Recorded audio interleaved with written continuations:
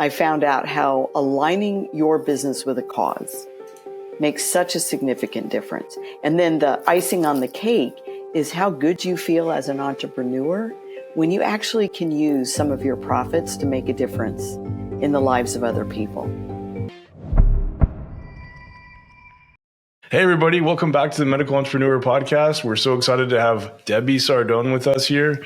And Debbie has an amazing story of how she started out basically working to clean houses and then ended up building one of the largest cleaning companies in the entire country, and now has an academy where she trains other people on how they can start their own cleaning business as well. Debbie, maybe you could, first off, welcome to the podcast and tell us a little bit more about your history and kind of how you got into this. Well, thank you for having me. I love talking to entrepreneurs or people who are on the entrepreneurial path because there's so much freedom in owning your own business and being able to create your own income. And so I love talking with entrepreneurs. And I started out with pretty humble beginnings. I never went to college. I got married at 18. And after having my first baby, I just wanted to generate some extra income. I didn't really have any professional skills, so I started looking in the newspaper. That's a thing that used to be around a few years ago. I started looking in the newspaper in the classified ads, and I saw an ad for cleaning. And I thought, well, I'm pretty good at that. So I answered an ad, and I started cleaning houses just out of the trunk of my car. And fast forward several decades later, I won't say how many, but fast forward several decades later, I ended up building one of the largest residential cleaning companies in the nation. And since that time, I built a nonprofit that's literally taken off in ways I never dreamed possible. And now I have a training academy where I work with cleaning business owners who are struggling in business, and I teach them how to grow a 7-figure cleaning business. Wow, that's incredible. Maybe you could tell us a little bit more kind of about, how do you find kind of like the nonprofit, how do you, because, cleaning businesses are like you mentioned previously, everywhere you look, there's another cleaning business. So how do you stand out? What have you learned to be successful? Well, obviously there are a lot of steps and a lot of paths to differentiating your service from somebody else's. And every business has competitors. So it doesn't matter, if your business is providing Botox or ortho training, some of the things you guys generally see more than we do. It doesn't matter what business you're in. You could be a veterinarian, a maid service owner. We all have competitors and we all have cheaper versions of us, right? And so standing out in a crowded market can be difficult because usually we end up just trying to compete on price because everybody appears to be the same. And I kind of stumbled on this concept, Adam. It wasn't on purpose because I wasn't a very sophisticated business owner 20 years ago. But right around 20 years ago, I was just working in my business in the day-to-day operations, answering phones, hoping to win some sales. And my phone rang, and I took a call from a woman who just wanted a quote for cleaning her house. I was in business mode. That's what I did every day. And, you win some, you lose some. And I gave her a price for cleaning. And she said, oh, I can't really afford that right now. I'm going through chemotherapy and radiation for cancer. When I'm able to get back to work, I'll call you then when I can afford your service. But I really need your help. And she hung up. That was what you would call a lost sale, right? Normally she would go in my statistics of win some, lose some. And when she hung up, this was before the days of caller ID. So this was more than 20 years ago. I remember sitting at my desk, looking at my phone, thinking, why didn't I give her this service for free? I could afford it. I had dozens of employees by that time. My business was in the top 2% of maid services in the country by that time. Why didn't I give her the cleaning for free? And it hit me that I could have, and I should have, and it would have been an easy thing for me to do to make a difference right there in my community without making a buck. So I met with my staff that day, and I said, anytime a woman calls our office and she's battling cancer, just give her the cleaning for free. You don't even have to ask me. Just do it. You're authorized. And Adam, that became a company policy. That's really where it started. And it evolved into a nonprofit. as the idea took off and I began to do it, and word got out, and I began speaking and training other maid services around the country, and I shared what my company did, I discovered that other maid services that I was in contact with, like at trade associations and conferences, they came up to me and said, well, I want to do that too. I think that's a beautiful thing. And that's where the nonprofit came from. It was just an idea. It was just a company policy to try to make a difference in my community. Now, fast forward, I never dreamed then how being aligned with giving in my community would power my brand. I'm out there marketing like everybody else, hey, take $25 off of cleaning, book now, start tomorrow, all supplies furnished, 100% money back guarantee, right? I was doing all the marketing the same way everybody else was. So there wasn't a lot for the public to see a difference from my company and this other company that was $5 cheaper. And I had no idea that aligning myself with a cause would power my brand. So now, fast forward 20 years later, my cleaning company is known as the number one giving company in town and literally in America. We've been featured in Reader's Digest. I recently told you how we were featured in Southern Living magazine. We've been featured on every major network on TV, all throughout the internet, and all that publicity came not because I was seeking publicity, but because I was using a part of what I do in making a living as an entrepreneur, using that to make a difference in the lives of my customers and my prospects who haven't used me yet. And I never dreamed how that one thing would power my brand. That one thing would set me apart like no other way. We're all trying to get the highest Google reviews, right? We're all trying to get hundreds and hundreds of Google reviews to prove to the public we're worth hiring. And the truth is, so many businesses have plenty of Google reviews, and some of them even game the system by paying people to write Google reviews. So, it's even hard to stand out nowadays with reviews. But everybody in my town, everyone in my town knows that we're the number one giving company in our community in Denton County. And we get voted number one. So kind of by accident, I found out how aligning your business with a cause makes such a significant difference. And then the icing on the cake is how good you feel as an entrepreneur when you actually can use some of your profits to make a difference in the lives of other people. It's really an incredible feeling. Now, here it's been almost 20 years since I started the nonprofit, not quite, about 18. And we've served over 50,000 families with free house cleanings. Now, there isn't another maid service in America that can say that. So talk about powering my brand. There isn't another maid service in America that can say they're responsible for giving free house cleaning services to over 50,000 families who are battling cancer, totaling over $17 million in donated services. So that's what I'm talking about when I talk about power your brand to an entrepreneur. Maybe Cleaning for a Reason is the cause you should get behind because you serve a lot of females and a lot of women are very stressed out when their house gets dirty and they're too sick to clean it. Maybe that's the cause you should get behind, or there may be another cause that's a perfect fit for you to align your brand with. This is really fascinating because we see, like other brands like, Tom's shoes, right? Where every pair of shoes you buy, they donate a pair. And we kind of see this kind of cause-based, mission for a lot of companies being very popular. I'm just thinking, like, as soon as you told the story, I was thinking in the back of my head of a few people I know, and they would be like, okay, well, how do I know that I'm not going to lose money on this? How do I know I'm going to break even? Could you maybe talk about like how someone could get started without taking any risk to their own, brand or their own business? 100%. So I would say first start with the heart. In other words, don't do it for the business. Don't do it for the notoriety. Start with the heart. Think of what you can align with and what you can give back without breaking the bank, because new entrepreneurs don't have a lot to give. And make sure you do it because you genuinely love to help people. And if you could only help people, you would, right? So that's where I say start first from the heart.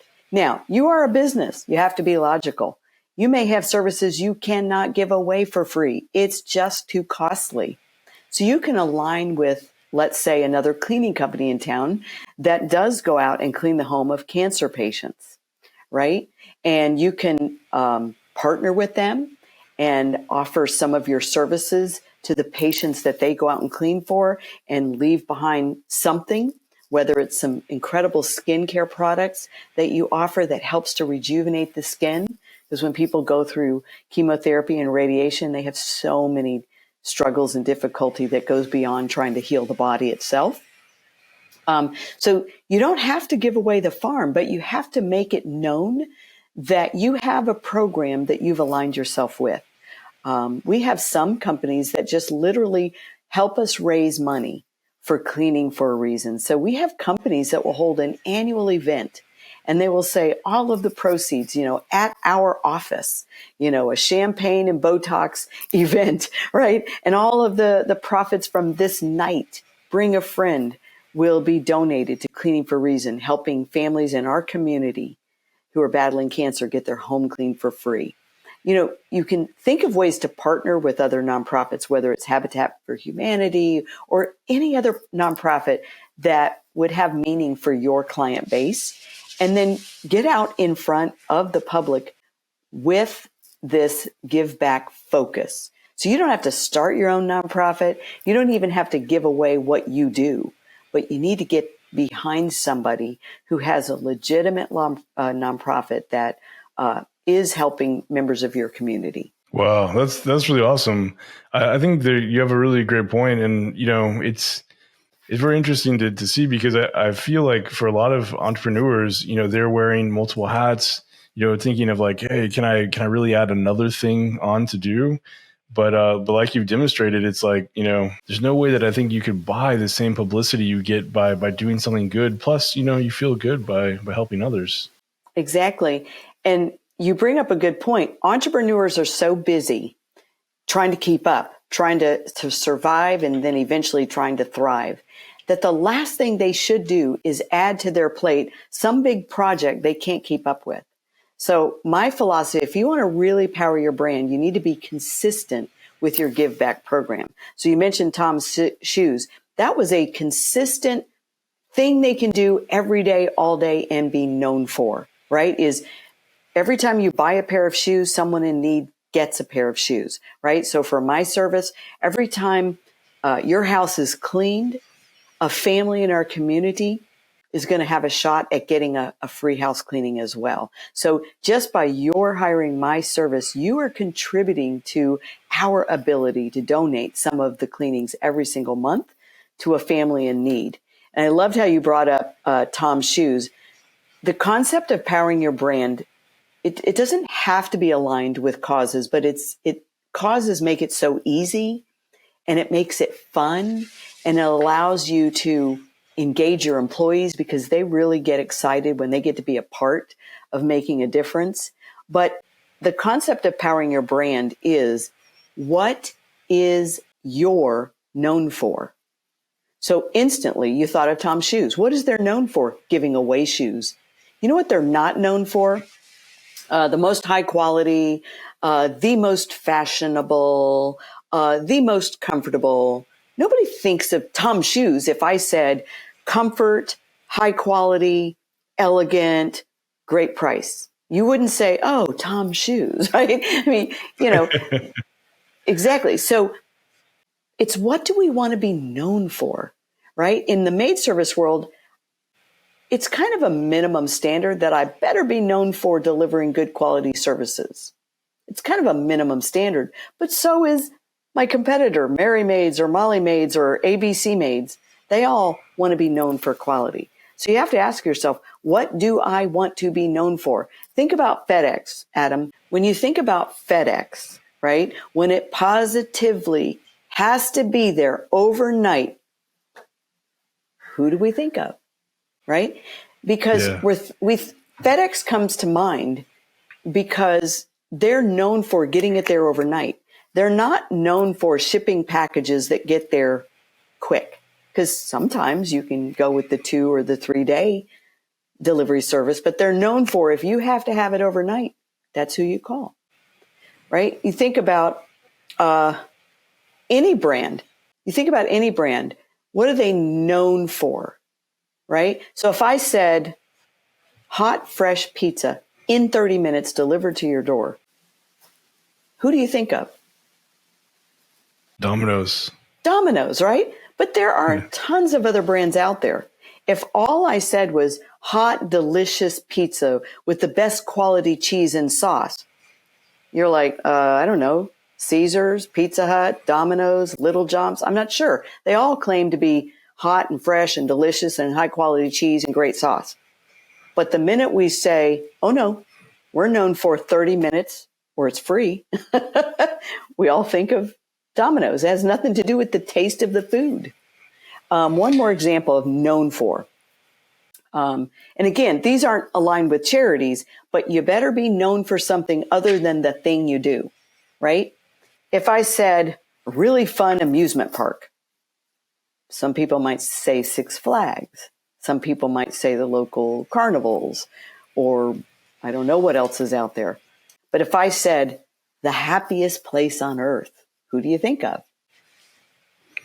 Disney. And all it is an amusement park.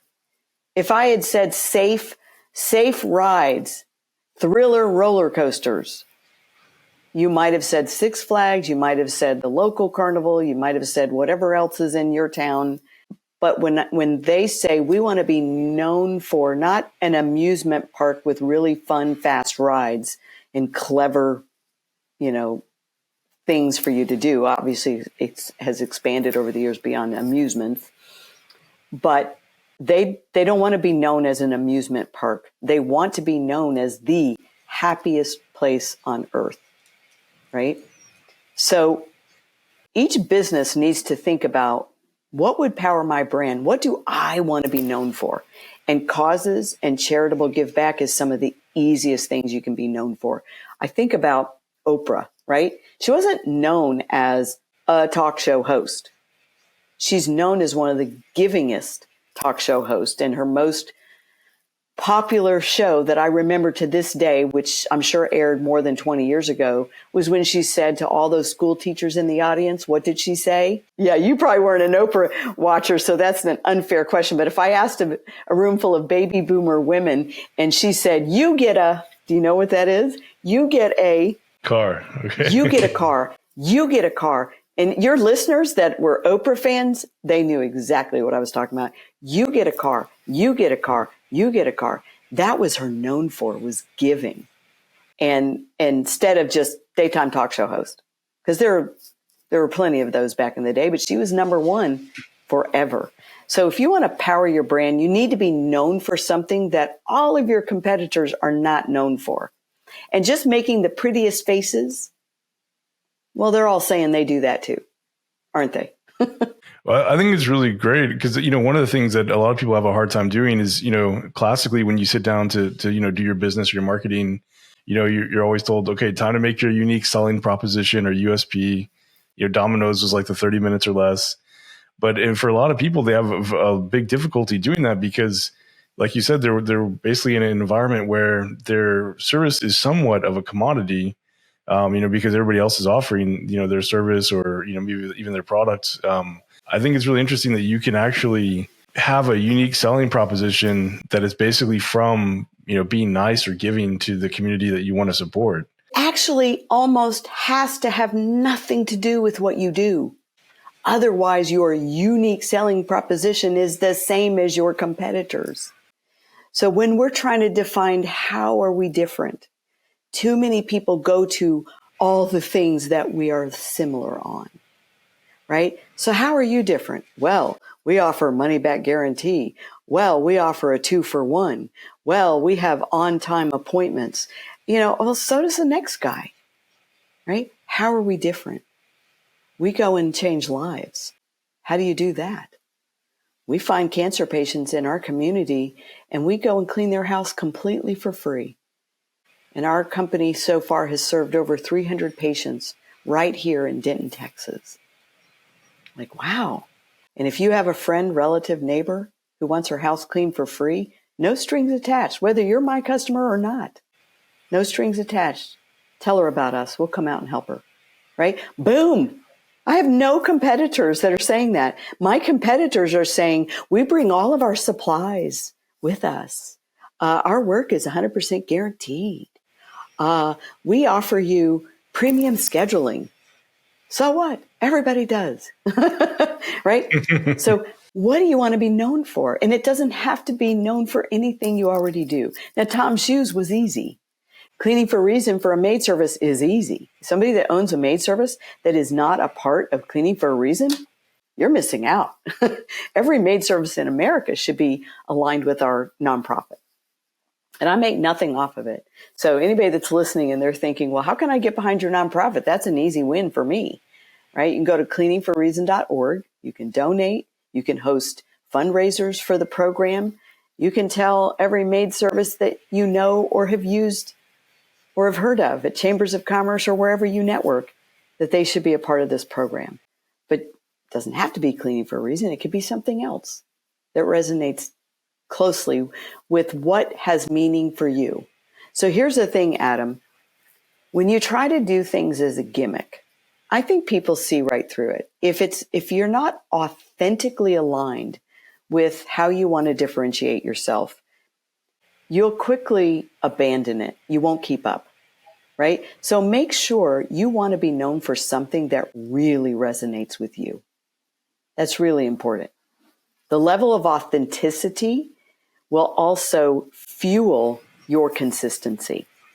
You know, if you lost your mom or dearest friend to cancer, this cause is going to be so much closer to home than maybe rescuing animals if you don't even have pets, right? Not that both causes aren't great, but one is going to resonate so deeply with you as an owner, you're going to pick one over the other, and you're going to really feel good about being known as the company in town that not only helps women look beautiful while they're going through treatment, but gets their home clean for free while going through treatment, or whatever else that resonates with you. I really like that. But is it possible we could walk through some like practical examples? So like, for example, if someone had like their own medical spa where they were doing, Botox, fillers, that kind of thing, could they also go and basically back like Cleaning for a Reason and say, hey, for every, patient that, some percentage of all the revenue that comes through will go to help, clean the houses of women who are suffering with cancer and need our help. Would you think that would be enough to... That's an easy win. And I would pick something every month or every quarter so that it's always in front of the public's face instead of one time a year where they quickly forget you, right? So get out your calendar, your marketing calendar, and think, how do I want to be known? How do I want to be thought of in my community? And let's say Cleaning for a Reason is the organization that really resonates with you.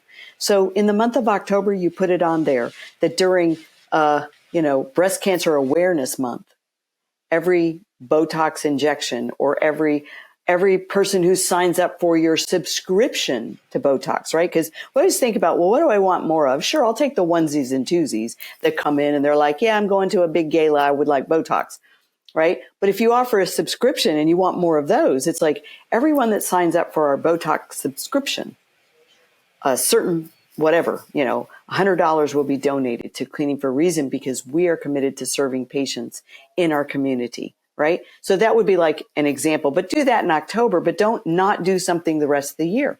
Here's something one of the local hospitals did. I thought this was really cool. It was a new hospital in town, and they were really trying to be known in the community for more than just a place you go to when you're sick, right? And so they called us up and said, could we do a leadership Cleaning for a Reason volunteer day at your cleaning company? My maid service is Buckets and Bows Maid Service. We said, that's fabulous. And we'll get the press out and they'll get, they did a TV spot. We had a professional videographer and he followed us around. And what we did was we organized a day where we went out and lined up about, I don't remember, 5 or 6 cancer patients' homes.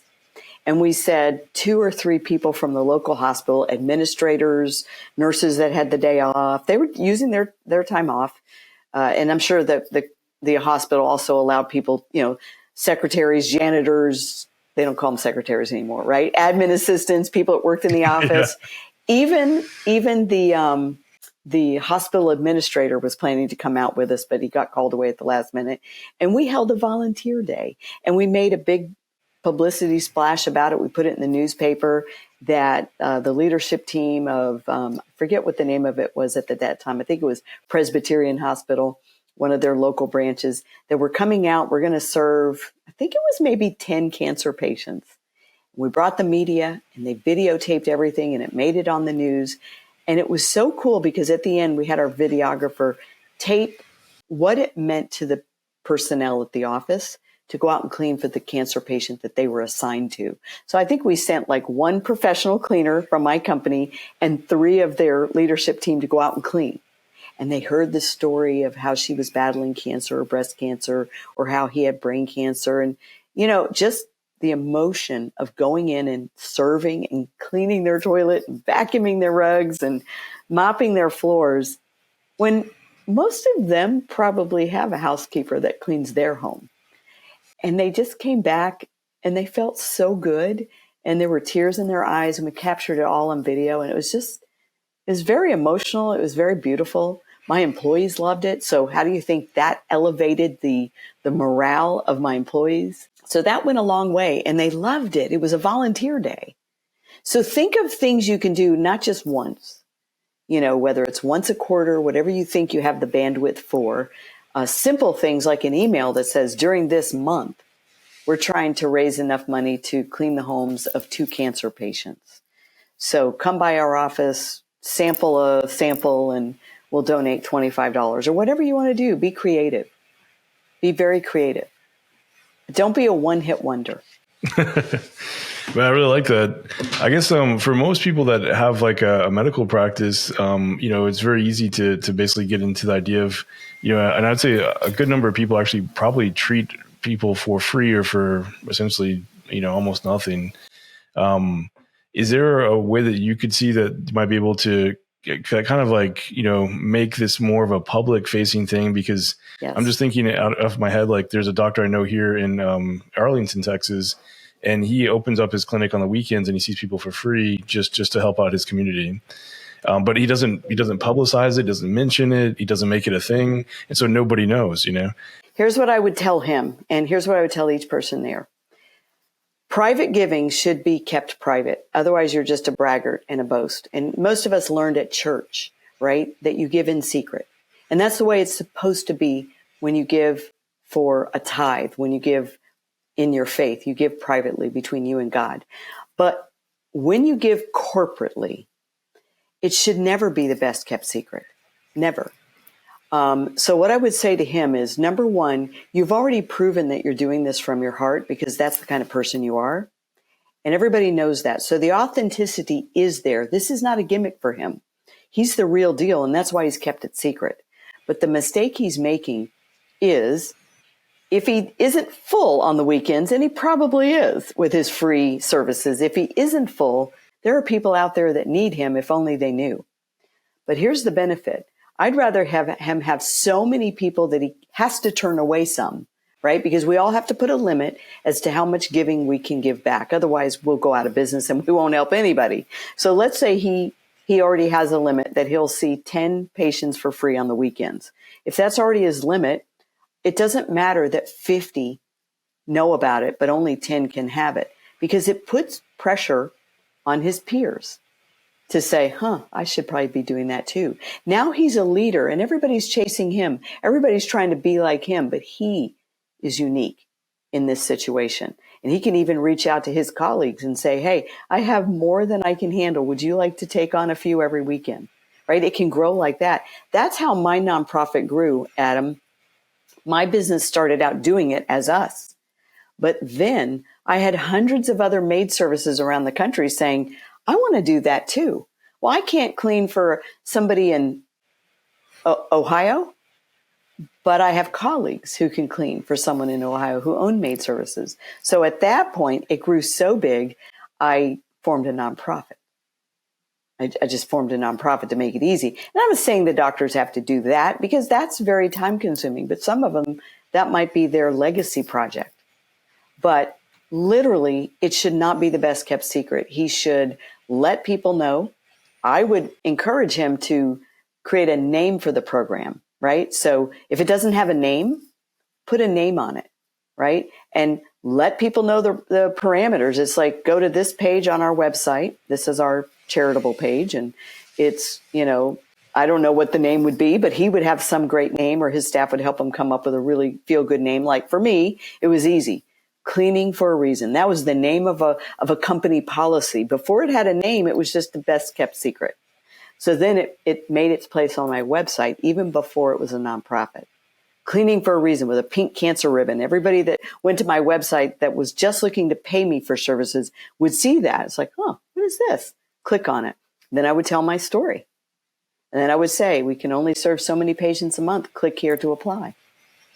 Right? So he should turn it into a thing instead of the best kept secret in town. Well, that's great advice. I think a lot of people are somewhat uncomfortable with talking about themselves and these kind of things.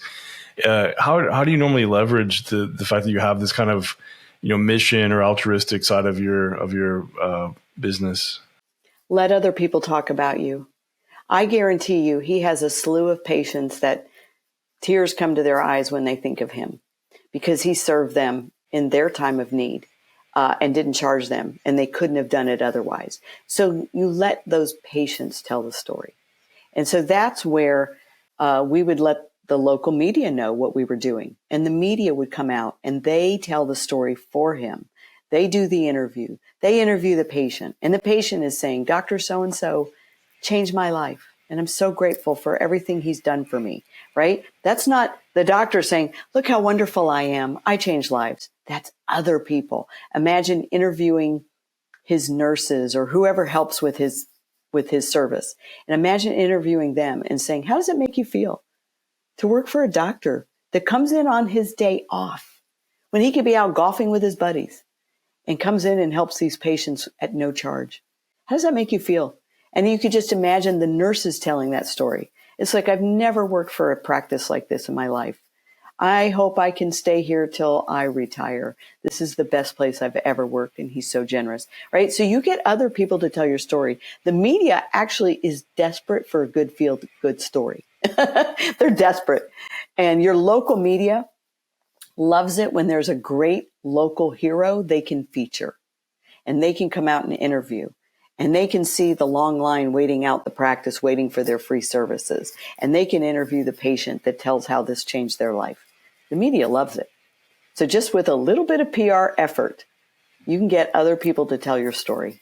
Yeah, that's really great advice. Well, awesome, Debbie. Anything else that you would recommend to anyone who's trying to do this kind of project or maybe just getting started? Well, I would say start small so that you can be consistent. A lot of entrepreneurs, we have big ideas and then we can't fulfill them because we're too busy. So I would say start small. So he's already been doing this, right? So he doesn't have to reinvent the wheel. He already has the staff if they volunteer or he pays them to come and help. He already has the limits that he has set so he doesn't go broke giving away free services. He's already got a program, right? So it's easy for him to just leverage the publicity and make sure he is known for this. But for somebody else, make it easy, make it simple. You probably have somebody right there in your chambers of commerce, your local community that has some amazing charitable causes that you could align with. And just go ask them, how can I help? How can I use my business to help? I'd really like to allocate a certain number of hours each month or a certain number of dollars for this particular service that I'm trying to promote. And you partner with the local nonprofits and ask them. And they'll probably do most of the heavy lifting for you. They just want access to your audience, access to your traffic, and access to how you can make their service aware to more people. So keep it really simple in the beginning. Don't think you have to create some big fancy program or start your own nonprofit. That'll derail you.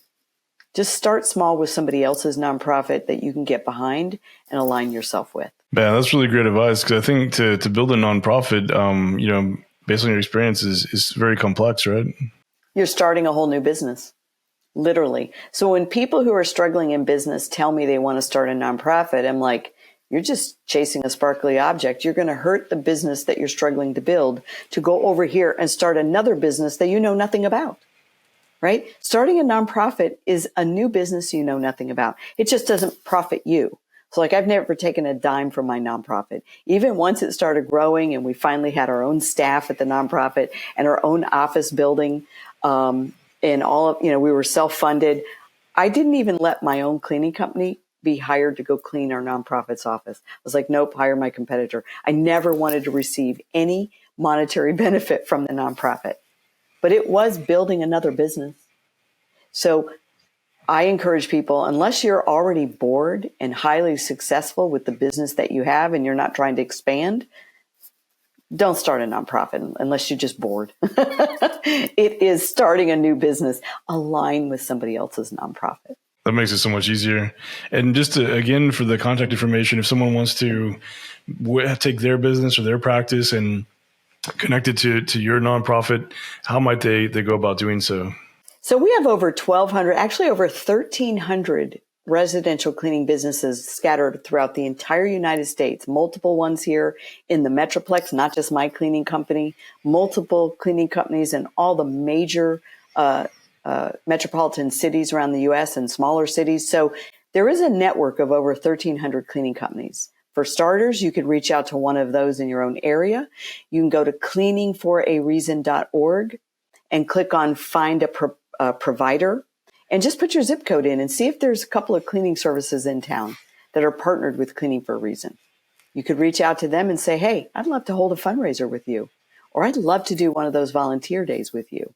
Or you can just simply tell your patients we're going to do a fundraising drive, and everyone who signs up for this subscription, we're going to donate $50 to Cleaning for a Reason. And then you just raise funds for Cleaning for a Reason. We have a Donate Now page. We have a Donate Regular page. So you click and donate $25 a month or $100 a month. And then you can just proudly tell people in your community that we support cancer patients by helping them get their homes clean for free. So you can make it as simple as donating or just raising funds and donating that. Just keep it simple, but do it often and leverage it in your social media. Leverage it in your social media. Oh, that's true, because so often I hear people say, I don't know what to post on social media. And so it's like, well, now you have some stuff to post, Exactly. Every few posts should be about how you're giving back and you're not asking for anything, right? So many times our businesses get stuck in, okay, we have a $25 off coupon today, or we have a buy one, get one today. We get stuck in that mode. But imagine a post that simply says, we are helping Cleaning for a Reason. We're looking for another cancer patient who would like to have her home cleaned for free, sponsored by our company, right? Just a post like that. We're raising funds for Cleaning for a Reason. They can go to Cleaning for a Reason and reach out to our director, and she can show them how to set their own fundraising project. And all they have to do is share the link and say, we're trying to raise $1,000 for Cleaning for a Reason. And we're going to match every dollar up to 1,000 or whatever. Now you have an excuse to post. Your front of mind awareness for a feel good thing instead of another offer. So now you have another excuse to post. Hey, we're up to $500. Again, we're going to match dollar for dollar, blah, blah, blah. Help us reach this goal by the end of the month. That's front of mind awareness. Please share this post with a friend. Now they're sharing from your page on their timeline. I was going to share with you, for my consulting business, I'm able to tell the world that I raised $120,000 for Cleaning for a Reason without me writing a check. And what I did was I went to my cleaning business community, and at my conference, I asked people to help me raise $120,000. And we set that as our goal. We set up our fundraising link, and we asked cleaning companies all inside our network to just raise $1,000 over the next 12 months. That wasn't hard for them. So they raised $1,000, got 10 people to donate 100, and you had all these people doing that. We raised 120,000. Man, I love that. Thank you so much for all this education. I feel like this is a great opportunity because there's a lot of people that I see that they don't know what to do in terms of marketing. They don't have like a major plan or anything. And now they could easily do this and help people at the same time and feel good.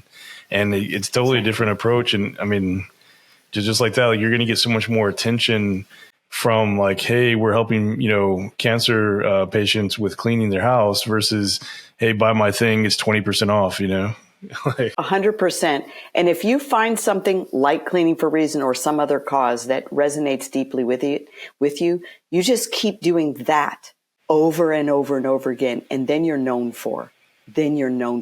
Oh, that Botox, whatever you call it, practice that's cleaning houses for cancer patients. You want to be known for that. And what I love about this, Adam, is it allows people to talk about your business that's never used you.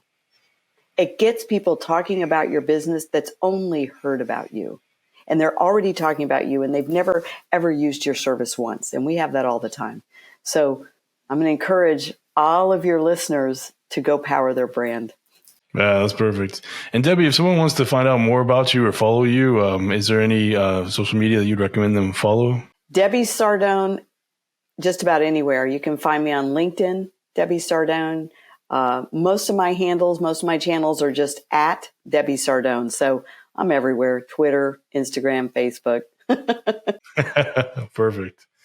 Well, thank you so much for coming on The Medical Entrepreneur. That's a very great and very insightful topic.